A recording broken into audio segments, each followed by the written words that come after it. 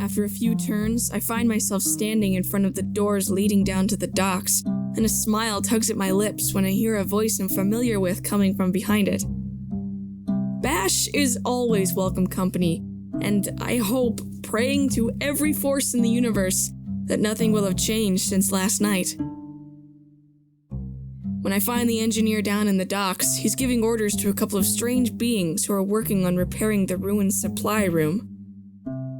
I wait for him to finish, and when he notices me hanging around the bottom of the stairs awkwardly, he gestures for me to go over to him. Opo's junkers. He explains as I approach and waves at the pair, who are bickering between themselves in some unknown language as they work. When he whispers the next part, I lean closer to hear him better. As dumb as a pair of old boots, but they're handy in a cinch. He smiles, but it doesn't reach his eyes, and I find myself wondering what's really going through that head of his. Bash, about last night. We don't have to talk about it if you don't want to. I stop with a start, not having expected a response that was quite so dismissive. No, I want to. I want you to know that, royalty or not, I'm still the same old me. He grins, and this time I can tell it's genuine. Relief floods through me at the sight, happy to see that some things haven't changed. I'm glad to hear it, Nico. Bash cleans his hands on an old rag, smearing the fabric with oil before setting it down again. Once this hole is fixed, we'll be able to get out of here. Should only take a few more hours at the most. He throws a thumb behind him, and I take a closer look at the progress through the open door to the supply room. Where will we go? Bash crosses his arms over his chest, his nose crinkling as he thinks about it. That's what we still need to decide. We'll need a place to truly lay low since Terranium ended up being a bust. Perhaps one of the way stations between planets. There's a few that are run by retired mercs. A good place to get info and pick up jobs. All I know is that with Zovax guys on our trail, the sooner we leave, the better. He hesitates, as if there's more he wants to say, but he doesn't know how. Zovac and the Chimeri clan. They've really done a number on all of us. I told you when we first met that when you had a story worth telling, I'd tell you about this. He holds up his metal arm, a grim expression on his face, and I take a closer look at the wires and metal plates that complete the piece. It seems you've more than earned it. Well, you did give me your word, after all. Bash grins, but the humor fades swiftly when the next words leave his mouth. I used to fight in the arenas here on Terranium when I was growing up. In the smaller ones, they use real fighters. Humans, mostly, with a few kits and Arcnas here and there. The higher-tiered arenas are where the rich spend all their money building mecha to fight to the death. They're a sight to behold, truly. But the others, well, they're a means to an end. And then there was Rust. Anyone who was taking it had an unfair advantage, and I was determined to be the best, so of course I took the crap too. Got hooked on it faster than a freight train. He doesn't look particularly proud of the fact, but I say nothing, encouraging him to continue with his story. I was wired. All the goddamn time. When I figured out how to make the drug myself and start selling it, it didn't go down well with the gang. The Chimeri. I'm sure you've heard all about them by now. I swallowed, my voice rough when I speak next. It seems they're responsible for most of what's happened to this crew. Like you wouldn't believe. Picking up a rogue bolt from a stack of nearby crates, Bash balances it between his fingers before crushing it in the palm of his bionic hand, his focus fixed completely on that one small action. It was dark, late at night, and I'd just come out of a fight. Beat the guy to within an inch of his life.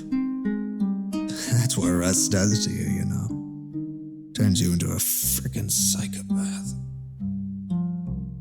I get jumped on my way out of the arena. Half a dozen guys on me, right in the middle of the street. I gave it my all, but they were prepared. I took a dagger to the eye, another to the chest. That one pierced my lung, they told me later. No wonder it hurt like hell. They crushed the bones in my arm so bad that they were turned to splinters. It was never going to heal right, so the best thing to do was to get rid of it completely. I still remember what it felt like when they were done with me. I was dying. I wanted to die. I had nothing to live for anyway. My chest tightened. I can only imagine how Bash felt in that moment, and even the mere thought was enough to tear me up inside. And then an angel saved you? An angel saved me, that's right. Found me beaten to a bloody pulp in the middle of that street and refused to let me go. An archangel. All of a sudden, the pieces clicked into place, and I finally realized who Bash had meant all along. Riona! That's right. Reener Group patched me up and found a safe place for me to recover. I even asked her on a date when I finally woke up. Thought I owed her that much. He chuckles at the memory, and my chest eases at the familiar sound. Her girl wasn't having any of it, though. She sure put me in my place. Luckily, I knew someone who could hook me up with the new gear. Synthetic skin, too, to cover the marks those bastards left behind. Some people keep the scars. A reminder of where they come from, I suppose, but why would I keep the battle scars when I can have this perfection instead? He gestures to himself, and I roll my eyes, earning a chuckle from him. I trail my eyes over his body, noticing the absence of scars and marks, save for the calluses and burns on his remaining hand. A mark of his trade, I'm sure. Well, they did a commendable job. I knew you'd think so. I roll my eyes at him as he laughs, glad to find the easy banter between us hasn't changed a bit. Have you decided what to do next? Now that you know where you're from? I haven't decided anything, is what I want to say.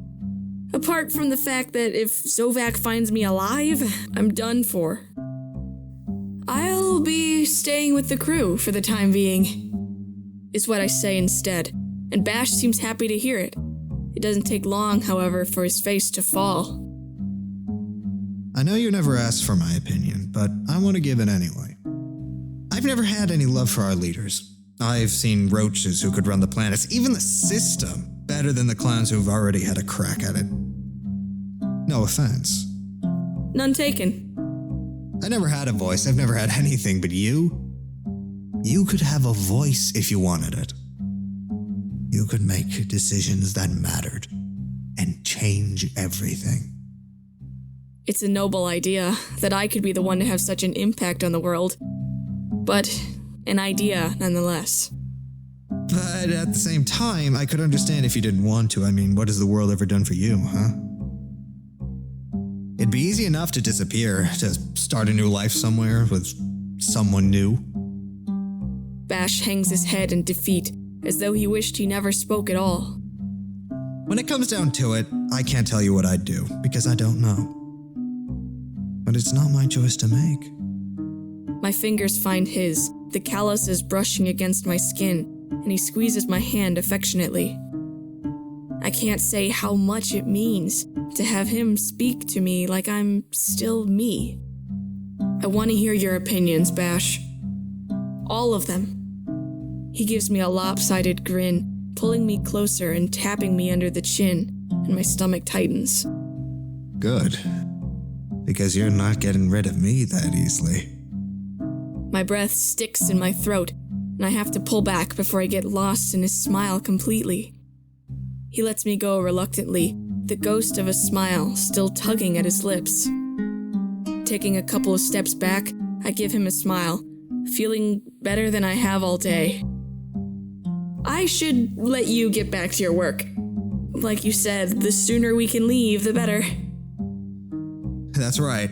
And the sooner I can get the captain off my back, which is always a bonus. With a knowing smile, I head back towards the stairs to head up to the main level.